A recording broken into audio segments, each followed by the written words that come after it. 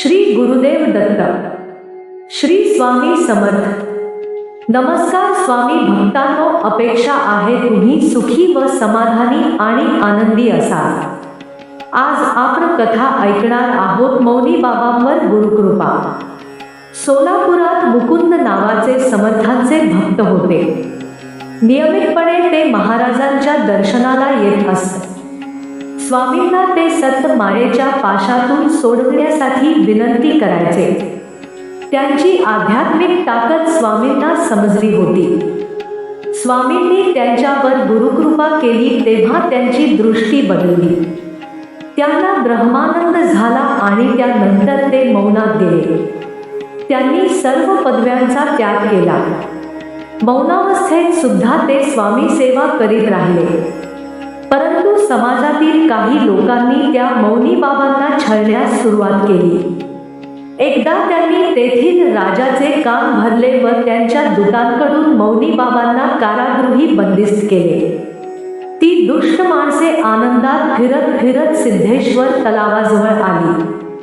तेव्हा त्यांना मौनी बाबा स्नान करताना तेथे दिसले। आपण ह्यांना कारागृही कोंडून आलो होतो, हे इथे कसे? हे दृश्य बघून ते आश्चर्यचकित झाले होते। आणि मौनी बाबा हे कोणी साधी व्यक्ती नसून योगी पुरुष आहेत हे त्यांच्या लक्षात आले।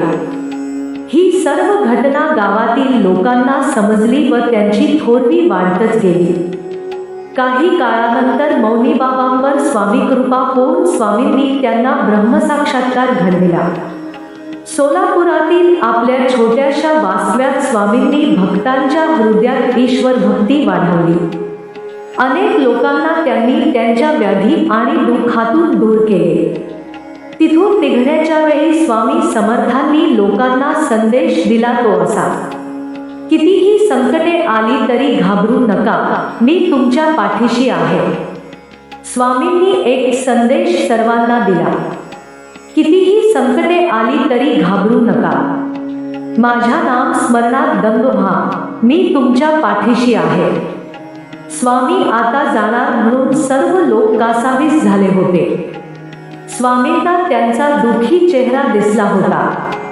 तेव्हा स्वामी म्हणाले, मी कुठेही गेलो तरी मी माझ्या भक्तांपाशीच असणार। इतक्यात त्यांचे भक्त टोळ यांची त्यांना आठवण झाली व सोलापूर सोडण्याआधी त्यांच्या घरी भोजनास जाऊन त्यांची इच्छा पुरी करावी असे त्यांनी ठरविले।